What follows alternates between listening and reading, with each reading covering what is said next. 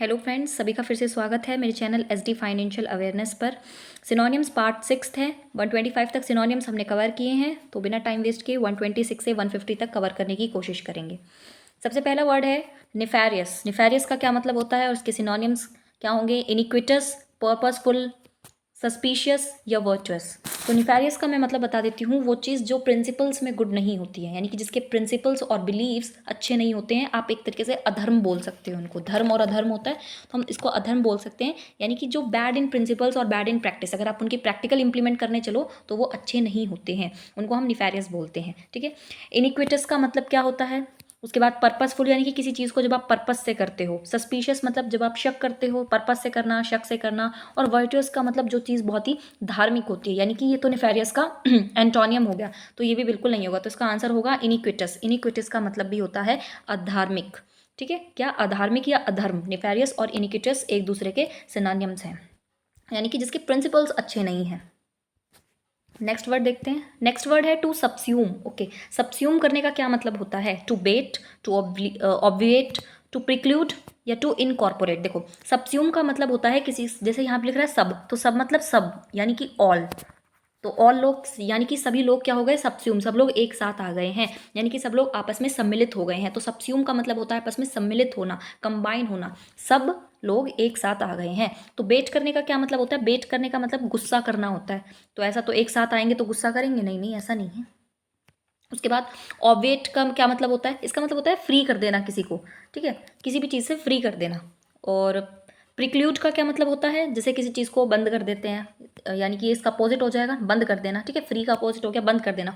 और incorporate, incorporation सुना है? किसी कंपनी का इनकॉर्पोरेशन होना, है ना। तो इनकॉर्पोरेशन में क्या होता है? सब लोग आपस में, कॉर्पोरेशन तो आपको पता ही है, आपस में मिलना, और इन यानी कि सब लोग कॉर्पोरेशन में आते हैं।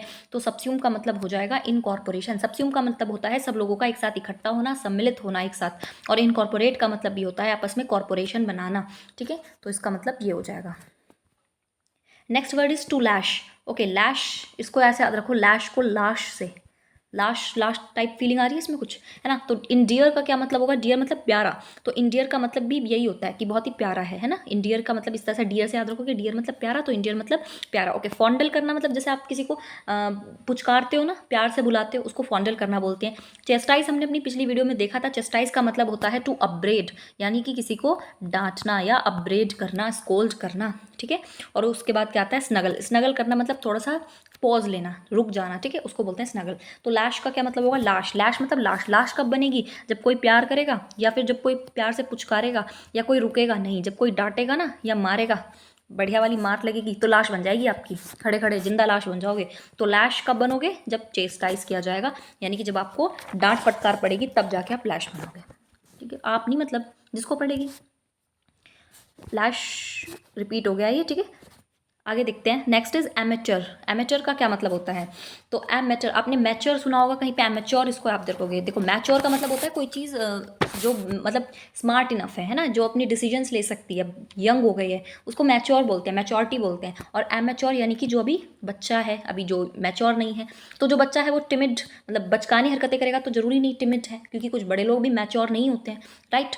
वियरी, वियरी का क्या मतलब होता है? जो बहुत ही टायर्ड हो, उसको थका हुआ वियरी बोलेंगे। डिस्पिरेटेड का मतलब होता है बहुत ही ज़्यादा डिसअपॉइंट हो गया, या फिर किसी चीज़ से निराश या मायूस हो गया, तो उसको डिस्पिरेटेड बोलते हैं। ठीक है, उसके बाद तो बताओगे। तो एमेच्योर का मतलब क्या होता है? कि जो अभी जो नोवाइस है, इसका मतलब क्या हो जाता है? नोवाइस, यानी कि जो अभी नया नया आया है, जो भी बिगिनर है, अभी क्या है, नई रेस का घोड़ा है, अभी वो इतना ज़्यादा एक्सपीरियंस नहीं है, मैच्योर नहीं है।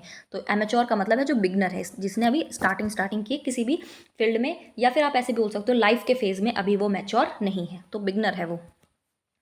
Next is gumption. Okay, gumption का क्या मतलब होता है? एक्यूमन, स्टारी, फर्टाइल या फिर फेलो। तो फेलो, स्टारी। स्टारी का मतलब होता है बहुत ज़्यादा, फुल ऑफ स्टार्स। ये इसका लिटिल मीनिंग यही देता है, फुल ऑफ स्टार्स। और उस ये रहा स्टारी। और गम्पशन का मतलब क्या होता है? एक्यूमन।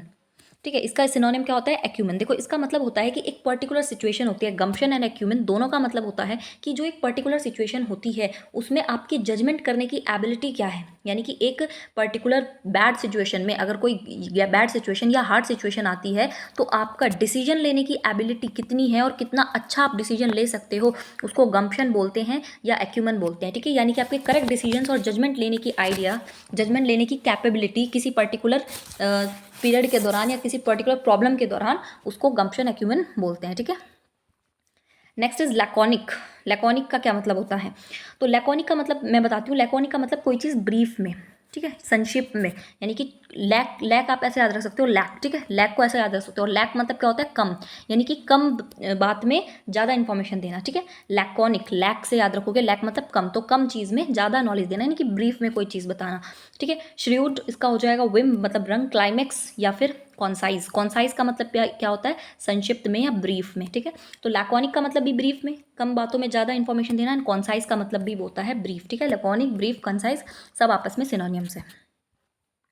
Next is वैलेडिक्टरी। वैलेडिक्टरी का क्या मतलब होता है? तो आपने देखा वैलेडिक्टरी का मतलब होता है किसी को फेयरवेल देना। ठीक है, सीधा सीधा लिटरल मीनिंग है वैलेडिक्टरी, यानी कि किसी को क्या करना? फेयरवेल देना। और फेयरवेल कैसे दे सकते हो सकता है उसकी स्कूल लाइफ का एंड हो तो फेयरवेल, कॉलेज लाइफ का, या इसकी जॉब वो रिटायर हो रहा हो तो तब आप फेयरवेल देते हो, यानी कि जब किसी चीज़ का एंड हो रहा होता है तब फेयरवेल या वैलेडिक्टरी टर्म यूज़ होता है।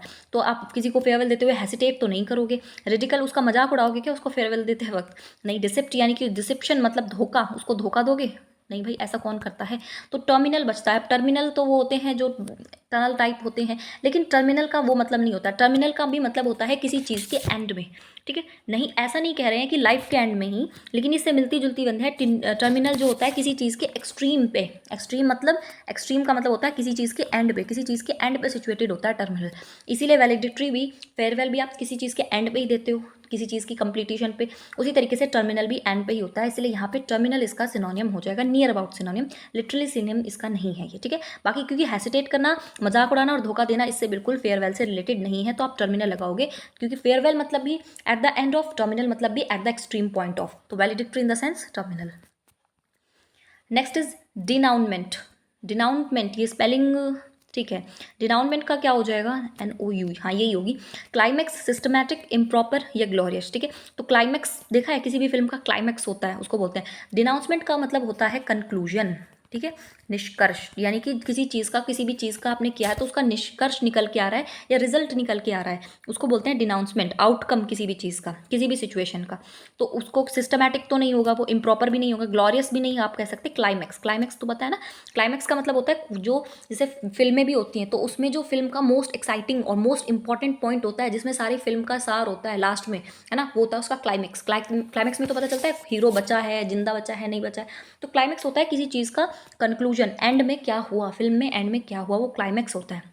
और डिनाउंसमेंट का मतलब भी यही होता है कि किसी चीज़ का, किसी सिचुएशन का आउटकम या रिजल्ट। ठीक है,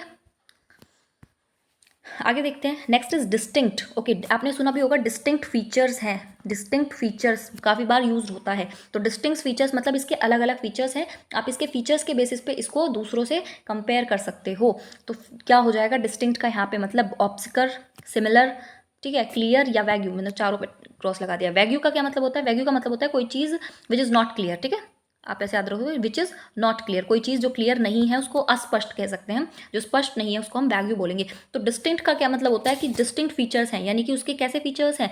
अलग अलग फीचर्स हैं, बिल्कुल क्लियर हैं। सिमिलर होंगे, अगर किसी के फीचर्स सिमिलर होंगे तो फिर आप उसको अलग अलग कैसे आइडेंटिफाई करोगे? नहीं कर सकते ना। तो डिस्टिंक्ट और सिमिलर एंटोनियम हो जाएंगे, अलग अलग क्लियर फीचर्स हैं उसके। ठीक है, रिकग्निजेबल हैं, अलग अलग टाइप के हैं, आप उसको आराम से परसीव कर सकते हो, मतलब आराम से आप उसको समझ सकते हो, इंटरप्रीट कर सकते हो, तो वो होता है डिस्टिंक्ट या clear. Next is condemn. Okay, तो आपने एक वर्ड सुना होगा कंडम, कंडम हो जाना। ठीक है, तो कंडम होने का मतलब है खत्म, फिनिश, कि ऐसे बोलते हैं ना, तो बड़ी कंडम इंसान है, इसका मतलब बिल्कुल खत्म इंसान है, इसको कुछ नहीं पता। तो जो खत्म इंसान है वो अप्रूव देगा क्या किसी चीज़ को? नहीं। लॉर्ड करेगा नहीं। जैसे लॉर्ड का क्या मतलब होता है? जब हम किसी को तारीफ करते हैं ना, ह्यूज लॉर्ड ऑफ अप्रोस, तो इस तरह से भी बोलते हैं, यानी कि तारीफ करने को बोलते हैं लॉर्ड करना। ठीक है, बेलिटल यानी कि किसी को छोटा महसूस कराना या छोटा होना। और कमेंट का क्या मतलब होता है? किसी को, ये कमेंट नहीं है, ये ई है। ठीक है, COMMENT। कमेंट का मतलब, इस वाले कमेंट का मतलब होता है कि किसी को प्रेज करना या किसी को सराहना देना, है ना, सराहना देना कह सकते हो, वो कमेंट होता है। तो मैंने बताया कंजम इनको ऐसे याद रखो कि कंजम है, तो कंजम का मतलब क्या होता है कि जो खत्म है। खत्म कौन होगा, जो लिटिल होगा ना, लिटिल। और बी लिटिल का एग्जैक्ट मीनिंग होगा, ये तो मैंने याद करने के लिए बताया।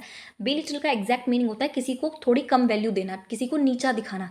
बी लिटिल, बी दिख रहा है ना, बी लिटिल यानी कि किसी को लिटिल बनाना, किसी को नीचा दिखाना, उसको बी लिटिल बोलते हैं। और तो मैंने याद करने का तरीका बताया कि कंजम होना मतलब खत्म होना, तो खत्म कौन इंसान होता है, जो छोटा इंसान होता है ना। तो लेकिन एग्जैक्ट इस तरह से आप, ये मैंने सिर्फ याद करने का तरीका बताया, कोई लिटरल मीनिंग नहीं है। इसलिए याद रखना कंजमन का मतलब होता है बी लिटिल, यानी कि किसी को छोटा महसूस कराना, किसी को लेस इंपॉर्टेंट फील कराना। Okay, next is dingy. अच्छा, डिंगी का क्या मतलब होता है, प्योर, स्टेराइल, स्टेराइल, इमैक्यूलेट या ड्रैब। तो डिंगी का मैं आपको बता देती हूँ, विच इज़ नॉट क्लियर, यानी कि आप कह सकते हो धुंधला, धुंधला धुंधला सा दिख रहा है, ठीक है, something which is not clear, वो होता है डिंगी। तो वो प्योर तो होगा नहीं, कोई चीज़ अगर धुंधली दिख रही है तो वो प्योर नहीं मानी जाएगी। उसके बाद देखो, स्टेराइल का मतलब होता है यानी कि वो लोग जो not able to produce young ones, अपने यंग वंस जो प्रोड्यूस नहीं कर पाते हैं किसी भी प्रॉब्लम के थ्रू, मतलब किसी भी प्रॉब्लम की वजह से, उसको स्टेराइल बोलते हैं। उसके बाद है इमैक्यूलेट, और उसके बाद फिर बताएंगे ड्रैप। तो इमैक्यूलेट का मतलब होता है something which is very soft, soft है, निर्मल सी है, ठीक है, इमैक्यूलेट है। और ड्रैप का मतलब होता है यानी कि कुछ फेड फेड, फीका सा, फीका फीका, ठीक है। तो डिंगी का यहाँ पे सबसे ज़्यादा क्लोज क्या लग रहा है हमें, ड्रैप लग रहा है, क्योंकि डिंगी मतलब होता है कुछ धुंधला, प्योर नहीं है, स्टेरलाइन नहीं है, यंग वंस प्रोड्यूस करने जैसा कुछ नहीं है यहाँ पे, और सॉफ्ट भी नहीं है, वो क्या है, धुंधला है, यानी कि फीका फीका सा है, ड्रैप है। तो डिंगी का ड्रैब हो जाएगा। Next is clever. क्लेवर मतलब आपको पता ही है, चालाक। तो क्लियर नहीं हो सकता, फुलिश, बेवकूफ़, ये तो इसका अपोजिट हो जाएगा, इंटेलिजेंट। क्लेवर को इंटेलिजेंट भी बोल देते हैं, लेकिन इंटेलिजेंस से ज़्यादा अच्छा यहाँ पे कनिंग है। कनिंग, क्योंकि मैंने बताया था क्लेवर, कनिंग और इसका स्किलफुल भी होता है, तो इंटेलिजेंट में स्किलफुल नहीं आएगा, ठीक है। क्लेवर का मतलब होता है जो बहुत, अब क्लेवर का मतलब सिर्फ चालाक ही नहीं होता, चालाक इन द सेंस कि वो बहुत अच्छे से अंडरस्टैंड कर सकता है, बहुत जल्दी चीज़ों को समझ सकता है, लर्न कर सकता है, ठीक है, अपने आइडियाज़ को अच्छे से अप्लाई कर सकता है। एट द सेम टाइम वो इंटेलिजेंट भी है, but clever in the sense cunning ज़्यादा सूट करता है। इंटेलिजेंट भी है वो, मैं ये मना नहीं कर रही हूँ, अगर कनिंग नहीं होता ऑप्शन में तो इंटेलिजेंट ही ऑप्शन होता, ठीक है, अगर इंटेलिजेंट है, ठीक है, अगर कनिंग है तो कनिंग करेक्ट ऑप्शन होगा, रिपीट हो जाता है। Next is constant. कांस्टेंट का क्या मतलब होता है, कोई चीज़ जो है कांस्टेंट है, यानी कि कोई चीज़ स्थिर है, स्थिर है, वो चीज़ हिल नहीं रही है बिल्कुल अपनी, यानी कि जो चेंजिंग, तो जो हिलता है यानी कि, तो उसका एंटोनियम हो जाएगा मूव करता हुआ, भी बिल्कुल नहीं होगा। कोई चीज़ फ्लो कर रही है वो भी नहीं होगी, फिक्स, ठीक है। कांस्टेंट है कोई चीज़, यानी कि बिल्कुल फिक्स्ड है, बाकी चेंज होना, मूव होना और फ्लो होना, तीनों में एक्शन है, फिक्स्ड में एक्शन नहीं है, तो इसका आप एलिमिनेट भी कर सकते थे, fixed is the correct option, constant है यानी फिक्स्ड है। Next is exactly. यस, आप बोलते हो ना exactly to the point, exactly का क्या मतलब होता है, डिफरेंट, प्रिसाइसली, सिमिलर या सेम, ये तो खुद बता देने वाली बात है, ठीक है। तो प्रिसाइसली का, वैसे प्रिसाइसली का क्या मतलब होता है कि एब्सोल्युटली राइट। प्रिसाइसली का मतलब होता है एकदम सही, हाँ, एब्सोल्युटली राइट मतलब एकदम सही है, बिल्कुल करेक्ट बात है। तो क्या होगा, एग्जैक्टली मतलब बिल्कुल एग्जैक्टली बोलते हैं ना, तो इसका मतलब एग्जैक्टली सेम को बोलते हैं, एग्जैक्टली सेम, सिमिलर नहीं, सेम, ठीक है। सिमिलर और सेम में भी अंतर होता है, किसी और दिन क्लास लेंगे तो बताएंगे उसमें, ठीक है। काफ़ी ऐसे वर्ड्स होते हैं जिनमें आपस में बहुत सेम सेम लगते हैं, लेकिन उनमें मतलब होता है, इसकी भी एक अलग से क्लास ले लेंगे, ठीक है। तो क्या हो जाएगा, सेम और एग्जैक्टली एक दूसरे के मतलब होंगे, एग्जैक्टली बोलते हैं ना, एग्जैक्टली सेम, तो वही होता है एग्जैक्टली और सेम, बल्कि एक वर्ड है, एक साथ बोलना नहीं चाहिए, exactly same. Next is answer. Answer करना यानी कि सिंपल सी बात है, किसी को रिस्पॉन्स देना। आंसर करना मतलब किसी की बातों का रिस्पॉन्स करना, बोलना नहीं, क्वेश्चन करना नहीं, रिएक्ट करना नहीं, रिस्पॉन्स देना किसी को। अगर रिस्पॉन्स नहीं होता तो रिएक्ट आंसर हो जाता, ठीक है। बाकी यहाँ पे रिस्पॉन्स लिखा है तो रिस्पॉन्स ही पहली प्रियोरिटी होगी। Next is worry. अच्छा, वॉरी का मैं मतलब आपको बता देती हूँ, वॉरी का मतलब होता है अटेंटिव हो जाना थोड़ा, यानी कि सावधान हो जाना, उसको वॉरी बोलते हैं। आप याद कैसे करोगे, देखो वॉरी को वॉर से याद कर सकते हो, एक तो वॉर, वॉर आ रहे हैं यानी कि युद्ध, जब लड़ाई होती है तब आप ज़्यादा अलर्ट हो जाते हो, सावधान हो जाते हो, है ना, कि कहीं हमें तो हार्ट ना हो जाए। या फिर वॉरी कुछ कुछ वार्निंग से भी मिलता जुलता लग रहा है, ठीक है। और वार्निंग का मतलब तो होता ही है अलर्ट हो जाना या सावधान हो जाना। तो रैश करना नहीं, इनअटेंटिव, अटेंशन कम कर दोगे क्या भला, नहीं, लैक्स नहीं होगा इसका आंसर। लैक्स का क्या मतलब होता है, जो चीज़ स्ट्रिक्ट नहीं है, यानी कि आप वोट के टाइम पे तो सब कुछ ही स्ट्रिक्ट हो जाता है, तो लैक्स मतलब नॉट स्ट्रिक्ट, ऐसा नहीं है, अलर्ट हो जाना, ठीक है। तो वॉर से याद करो कि वॉर होगा तो हम अलर्ट हो जाएंगे, या वॉरी है तो वार्निंग जैसा लग रहा है, तो वार्निंग मतलब तो अलर्ट होता ही है, दोनों किसी भी तरीके से याद रख सकते हैं। Next is recede. रिसीड का क्या मतलब होता है, और ऑप्शन है इसके इंक्रीज करना, इंटेंसिफाई करना, वेवर या वेन, ठीक है। तो वेन का देखो मैं बताती हूँ, इंक्रीज मतलब कोई चीज़ बढ़ाना, ठीक। इंटेंसिफाई यानी कि किसी चीज़ को इंटेंस कर देना। वेवर और वेन, वेन का मतलब होता है साइज में कम, ठीक है। जब किसी चीज़ का साइज डिक्रीज होता रहता है उसको वेन बोलते हैं, कि भाई ये वेन होता जा रहा है, ठीक है। अभी किसी इंसान के लिए मत बोल देना कि तुम पतली हो रही हो, नहीं, साइज़ की बात हो रही है। साइज़ मतलब मोटापा नहीं बताओगे फिर तुम। तो रिसीड का मतलब होता है कि आप कहाँ, आप अगर किसी प्रीवियस पोजीशन है, ठीक है, आप किसी प्रीवियस पोजीशन पे हो, आप उससे आगे बढ़ गए हो, अब आप यहाँ पे आ गए हो, लेकिन फिर वही है ना, इमोशंस हैं, फीलिंग्स हैं, हर चीज़ है, तो आप वापस से अपनी प्रीवियस पोजीशन पे चले गए हो, ठीक है। आप मूव बैक कर गए हो दोबारा से, ठीक है, एक प्रीवियस पोजीशन से वापस चले गए हो, एंड देन फिर आपको रियलाइज़ हुआ है और आप फिर आगे आ गए हो। या इन द, आप सिर्फ इतना याद रखो कि आप एक पुरानी पोजीशन पे हो और अब आपको रिमाइंड हो गया कि अब कोई फ़ायदा नहीं है किसी चीज़ का सौरो मना के, दुख मना के, तो अब आप आगे आ गए हो एक फर्दर पोजीशन पे। इस तरह से याद रख सकते हो, यानी कि आप एक प्रीवियस पोजीशन से आगे बढ़ गए हो, उसको रिसीड करना बोलते हैं। समझ में आया? और फिर वापस पीछे जाके रियलाइज़ करते हो कि कोई फ़ायदा नहीं है पीछे रहने में, तो इसके लिए इंक्रीज़ करना नहीं है, इंटेंसिफाई, वेवर और वेन। देखो, वेन भी इसका लिटरल मीनिंग बिल्कुल नहीं है, लेकिन वेन का मतलब होता है कि साइज़ डिक्रीज़ होना, यानी कि एक तरीके से डिक्रीज़ का मतलब है ना, रिसीड है कि आप पीछे जा रहे हो लाइफ में प्रीवियस पॉइंट पे, फिर आगे आ रहे हो, तो पीछे भी तो जा रहे हो ना, तो इसलिए वेन को थोड़ा सा यहाँ पे इन्होंने आंसर मार्क किया कि वेन मतलब भी होता है कि साइज़ में डिक्रीज़ होना, तो ये इसका नियर अबाउट है, लिटरल मीनिंग बिल्कुल नहीं है। मैं अगेन बोल रही हूँ, लिटरल मीनिंग नहीं है, सबसे क्लोज ये है, इसलिए आंसर लगाया है, ठीक है। तो इस तरह से मुश्किल क्वेश्चन भी आते हैं। Next is insult. Okay, insult करना यानी कि किसी को कैसा कराना, किसी को बुरा फील कराना, नीचा फील कराना, किसी को हर्ट करना, इमोशंस को रिमूव करना नहीं, अप्लाई करना नहीं, कुछ ऑफर करना नहीं। ऑफेंड, आपने सुना होगा किसी को ऑफेंड करना। ऑफेंड करना मतलब किसी की फीलिंग्स को हर्ट करना, वो होता है इंसल्ट या offend. Next is hostility. Hostility है, हॉस्पिटेबिलिटी नहीं है, ठीक है। अगर किसी को हॉस्पिटेबिलिटी दिख रहा है और वो सिंपैथी लगा रहा है तो बिल्कुल गलत है। हॉस्टिलिटी का क्या मतलब होता है? आपकी गुडविल, गुडविल मतलब अच्छी इमेज बिजनेसमैन की होती है, हमारी कहाँ से आ गई, ठीक है। उसके बाद नेक्स्ट, हमारी भी होती है वैसे, ऐसी बात नहीं। फ्रेंडशिप, दोस्ती। हॉस्टिलिटी का मतलब दोस्ती हो जाएगा क्या? नहीं, हॉस्टिलिटी का मतलब होता है एनमिटी, ठीक है। हॉस्टिलिटी एक अप्रोप्रिएट वर्ड है जो यहाँ पे, बाकी सब ऑप्शन यहाँ पे, क्योंकि हॉस्पिटेबिलिटी का मतलब हो जाता है सिंपैथी, दया दिखाना। इसका आंसर क्या हो जाएगा यहाँ पे? एनमिटी, ठीक है। आगे देखते हैं। Next is abundant. एब्यूडेंट मतलब भर मात्रा में, फुल, है ना, जैसे बोलते हैं बहुत बड़ी मात्रा में, एब्यूडेंट है, यानी कि बोलते हैं ना एब्यूडेंस ऑफ नॉलेज, आप में तो भर भर के ज्ञान भरा हुआ है, एब्यूडेंट, ठीक है, बहुत ज़्यादा, यानी कि प्लेंटीफुल। प्लेंटीफुल का भी मतलब होता है बहुत लार्ज अमाउंट में, अवेलेबल नहीं, नेसेसरी नहीं और लेटेस्ट भी नहीं, एब्यूडेंस में कोई चीज़ होना, यानी कि बहुत बड़ी मात्रा में होना, यानी कि प्लेंटी ऑफ, ठीक है, प्लेंटीफुल। नेक्स्ट इज डिसीव, कई बार आया डिसीव, तो आज की जनरेशन का फेवरेट वर्ड है, यानी कि चीट करना, धोखा देना, उसको डिसीव बोलते हैं। तो ये दिख रहा है ना चीट, यहाँ पे कुछ विड्रॉ करना नहीं, कुछ प्रोवाइड करना नहीं, गाइड करना नहीं, ठीक है, फेवरेट वर्ड यानी कि cheat. Next is vanquish. Vanquish कुछ कुछ वैनिश जैसा दिख रहा है, और वैनिश मतलब क्या होता है? गायब हो जाना, ठीक है, एक तरीके से। वैनिश, वैनिश मतलब गायब हो जाना या खत्म हो जाना, है ना, गायब, गायब हो गए या आप खत्म हो गए, खत्म होने मतलब, खत्म होने का वो मतलब नहीं है, समझो, वैनिश मतलब खत्म हो गए, गायब हो गए। वैंक्विश कुछ कुछ इसके जैसा लग रहा है, तो हार गए या अटैक हो गया या विक्ट्री हो गया या लॉस हो गया, बताओ। ये तो मैं चार ऑप्शन पे लगा दिया, तो आपको ऐसा कब लगेगा कि आप खत्म हो चुके हो? चार ऑप्शन में से बताओ, ऐसा कब लगेगा कि खत्म हो गए? ऑब्वियसली जब हम डिफीट हो जाएंगे, हार जाएंगे। कोई अटैक करेगा, नहीं यार हम लड़ सकते हैं। जीत जाओगे तो खत्म क्यों होंगे, वैनिश क्यों हो जाओगे? लॉस होगा, हाँ तो हो सकता है, लेकिन हार, लॉस में फिर प्रॉफिट भी हो सकता है। डिफीट मतलब हार ही जाना, और अगर हार जाओगे तो खत्म ही हो जाओगे, बस समझो, है ना। नेक्स्ट देखते हैं, वैंक्विश को वैनिश से याद रख सकते हैं। नेक्स्ट इज एम्फेसाइज करना। ओके, एम्फेसाइज करने का मतलब क्या होता है? रिपीट करना, ड्रॉ करना, स्ट्रेस या शो। ऑब्वियसली स्ट्रेस में डालना किसी चीज़ को, एम्फेसाइज करना, ठीक है, बर्डन डालना, तो वो क्या, एम्फेसाइज करना मतलब स्ट्रेस। ये तो नॉर्मल यूज वाले वर्ड हैं।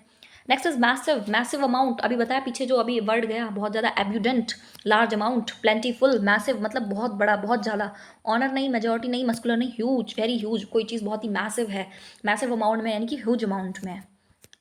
Next is feign. ओके, आज का लास्ट वर्ड है ये, 150 कंप्लीट हो जाएंगे। फीग्न का क्या मतलब होता है? तो फीग्न का मतलब भी प्रिटेंड करना, प्रिफर करना, प्रिपेयर करना या पेस्टर करना। इसका क्या मतलब होता है? फीग्न का मतलब होता है, जैसे आप बोलते हो ना किसी चीज़ के लिए, आज जैसे छोटे छोटे बच्चे होते हैं तो वो, उनके हमेशा पेट में दर्द रहता है सुबह स्कूल जाते वक्त, तो वो क्या है? क्या वो पेट दर्द है? नहीं। क्या वो बहाना है? हाँ, वो बहाना है, ठीक है। तो फीग्न मतलब बहाना। तो प्रिटेंड करने का क्या मतलब होता है? प्रिटेंड करने का मतलब होता है कि आई प्रिटेंड, जैसे मैंने कहा, इंग्लिश मतलब नहीं, ऐसे बोलते हैं जब आप अच्छा बनने की कोशिश नहीं करते, है ना। तो आप क्या करते हो, प्रिटेंड करने की कोशिश करते हो कि आप बहुत ही अच्छे हो। तो प्रिटेंड करने का मतलब होता है जब आप दिखावा करते हो कि यस मैं ऐसा हूँ, वाकई में आप ऐसे नहीं हो। तो प्रिटेंड करना मतलब कुछ दिखावा करना। प्रिफर करने का मतलब तो होता है ना प्रेफरेंस, आपकी फर्स्ट प्रेफर किसी चीज़ को क्या करना, किसी चीज़ को चूज़ करना। प्रिपेयर मतलब किसी चीज़ के लिए रेडी होना। और पेस्टर का क्या मतलब होता है, तो पेस्टर का मतलब भी वैसे इसकी तरह ही आएगा, लेकिन पेस्टर का मतलब ये होता है एक तरीके से ये कैपिटल्स के लिए भी यूज़ कर लिया जाता है। तो उसका यहाँ से क्या लेना देना, कुछ लेना देना नहीं है, ठीक है ना। और कैटल्स के लिए वैसे ये क्यों यूज़ किया जाता है, क्योंकि वो हमेशा मोस्ट ऑफ द टाइम क्या करते हैं, मचलते रहते हैं ना, मचलना, मूवमेंट, इसीलिए उसको पेस्टर बोला है, ठीक है। मचलने को बोल सकते हैं पेस्टर, कैटल्स के लिए इसलिए यूज़ हो गया। तो फिग्न का यहाँ पे क्या मतलब होता है, मैंने बताया बहाना। और बहाना मतलब प्रिटेंड करना, यानी कि दिखावा करना, बहाना करना, दिखावा करना, क्लोज क्लोज है ना, दैट्स वाई। तो प्रिटेंड इसका करेक्ट आंसर हो जाएगा। तो अब आप बताओ मुझे कि कितने यूज़फुल थे वर्ड्स, कितने नहीं।